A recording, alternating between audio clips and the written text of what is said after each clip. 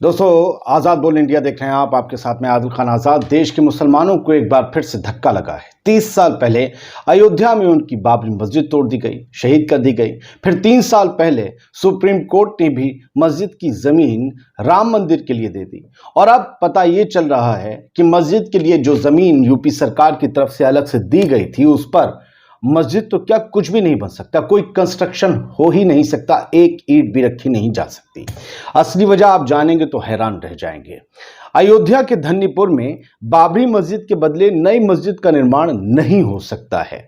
मस्जिद के ट्रस्ट के मुताबिक उन्हें 15 दिन पहले ही ये बात पता चली कि उन्हें मिली जमीन दरअसल एग्रीकल्चरल यूज के लिए बनी है, या एग्रीकल्चर यूज वाली जमीन है, यानी कृषि भूमि है, और उस पर वो कंस्ट्रक्शन नहीं कर सकते, सिर्फ खेती बाड़ी हो सकती है।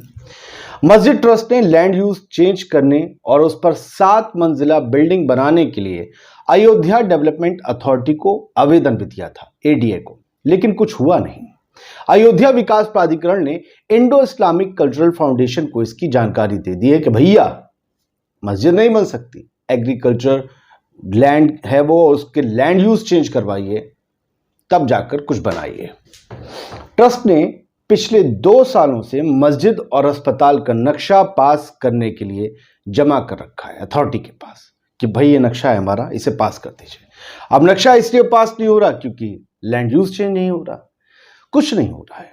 ऐसा लगता है कि सिस्टम जानबूझकर मामले को टाल रहा है, ऐसा लगता है, श्योर नहीं है, ऐसा लग रहा है।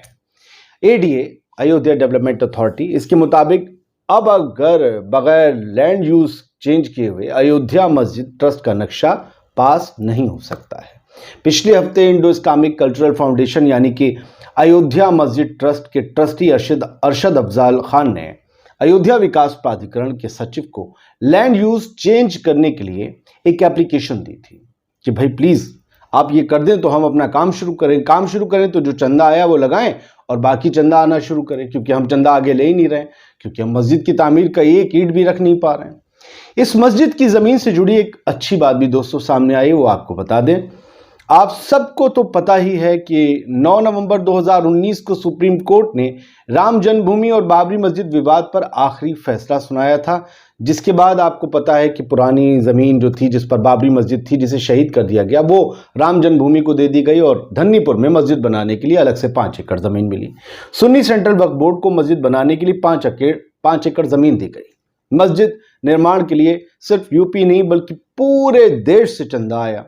अच्छी बात यह है कि ट्रस्ट ने रकम जब गिनी तो हिंदू मुसलमान सौहार्द की एक नई तस्वीर सामने आई। मस्जिद बनाने के लिए अब तक मिले कुल दान का, कुल चंदे का 40% हिस्सा हिंदू भाइयों ने दिया है। मस्जिद ट्रस्ट के सचिव अतहर हुसैन के मुताबिक अगस्त 2020 में मस्जिद निर्माण में सहयोग के लिए बैंक डिटेल जारी की गई थी और अब तक उनके पास 40 लाख रुपए का डोनेशन आ चुका है। इनकम टैक्स एक्ट की धारा 80G के तहत दान देने वालों को टैक्स में छूट दी गई है।